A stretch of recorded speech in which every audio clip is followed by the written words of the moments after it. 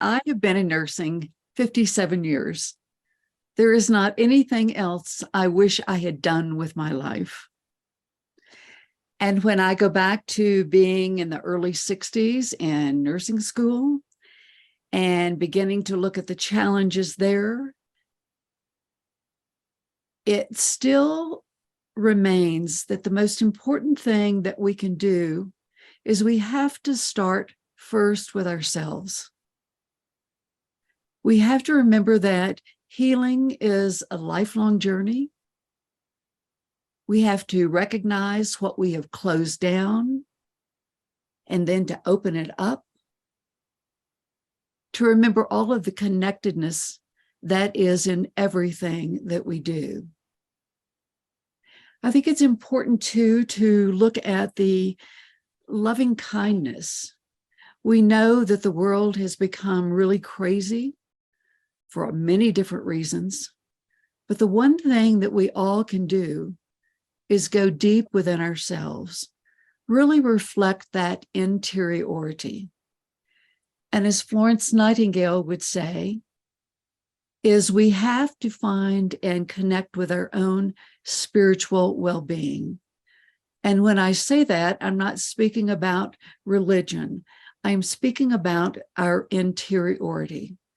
What is it that we connect with? Florence Nightingale did say that for her, God was a spirit, a connection, a power greater than herself. And each of us can define this for ourselves. But there's something that happens when we touch our own core. And again, from Florence Nightingale, when we look at the challenges that she had, we look at the challenges that we have. But what is it that we still are recognizing who she was? She had a center that held. So how do we know when we are coming from that place of deep centeredness? How can we find a center that holds? How can we recognize loving kindness? And I love that word spelled together, because when we separate it, that's where we can't connect it. But putting it together, then what happens is we recognize a different quality. And when we recognize that different quality, then we're able to give love away.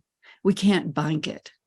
And having heard so much about the young people and the challenges, it behooves all of us to find a nurse colleague that we can walk with, because every single day, the challenges are enormous. We also use the word compassion a lot in our work. And I think that frequently what happens is that we can identify everything that is outside of ourselves.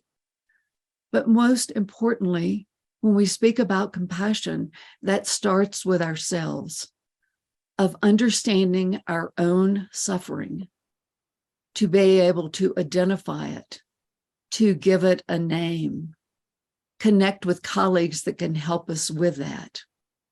And then once we name our suffering, then what we're able to do then is to take the steps to move forward.